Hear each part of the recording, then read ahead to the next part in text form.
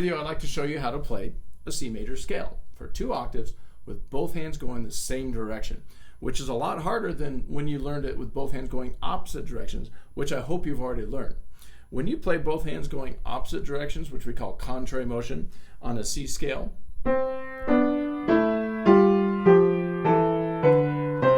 you'll see that it's really easy because both hands are playing the same fingers. You go 1, 2, 3, 1, 2, 3, 4, 5, 4, 3, 2, 1, 3, 2, 1. Very easy. But when you're going the same direction, what we call parallel motion, there's different fingerings happening in both hands at the same time. So it's much more difficult. So what I've done is developed sort of a silly trick to figuring out how to play those scales and learning it and getting really good at it. And the trick is simply by saying certain things. So as you watch the video, learn how to say those things, make yourself do it for a while, and then I also give you something to think too. I found that if you say too many things, it starts to get confusing. So I've given you very specific things to say while you're playing and a couple very specific things to think while you're playing. And hopefully, if you follow these instructions, you will become good at the C scale fingering. And the C scale fingering is going to be very important because it shows up in a lot of other scales. So, off we go. All right, here we go. We're going to play a C major scale for 2 octaves, which means the right hand's going to start right here. I'm going to start 1 octave below middle C. Here's middle C. My left hand's going to start an octave down from there. We're going to go up an octave to this C, then up to this C, back down, and down. So it'll be a 2 octave scale, which I highly recommend because doing a 2 octave scale forces you to know the fingering better. Now, I'm going to give you stuff to say and stuff to think. The first thing is you're going to think 3 notes, including 4th finger. I just want you to realize that the first 3 notes of every C fingering scale includes a 4th finger. And it's those first 3 notes that are very easy because nothing happens. So you think 3 notes and then you have to say something. Just watch. 3 notes.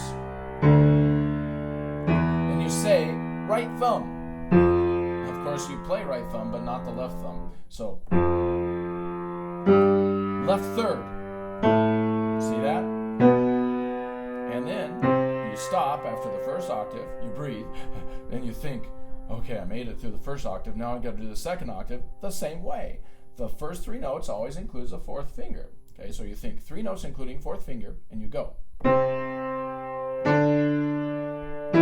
Right thumb, left third, and then finally you get to use your number 5 in the right hand at the top. Now coming down, you're going to think the same thing. 3 notes including 4th finger. Now the 4th finger is the right hand. You're going to go down 3 notes and then you're going to say left thumb like this. Left thumb, right third, and then you stop and you think 3 notes including 4th finger and you go. See that 4th finger? Left thumb, right third. Okay. And you do that until you get really good at the scale with the stops, and eventually you're going to do it without the stops. Now, so here's what I want to do.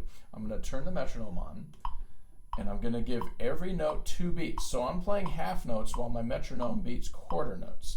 And you should try this for probably 1 or 2 weeks before you start going any faster.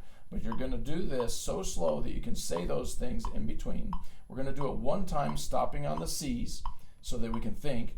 And then I'm going to show you how to do it without stopping. So here we go. Right thumb, left third.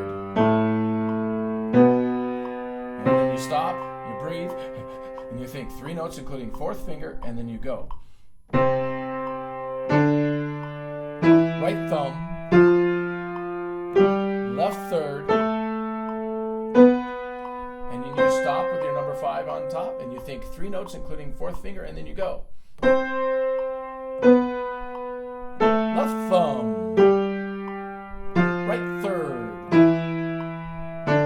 and you stop, you breathe, and you think 3 notes including 4th finger, and then you go.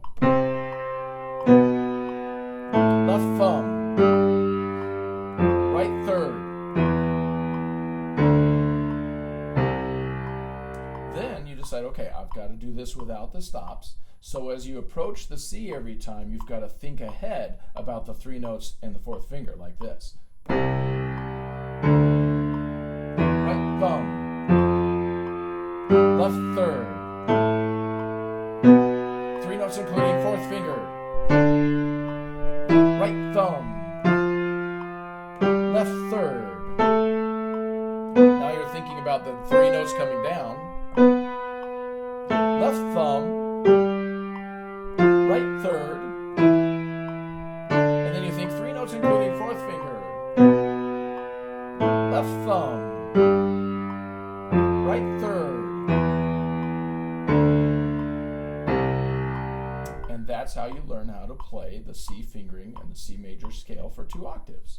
That same fingering applies to 4 other scales, so take a lot of time in the key of C to get good at it, and then you'll be able to play it on the other scales. And of course, I'm going to make some videos with those other scales too, so hopefully you'll be able to find those soon.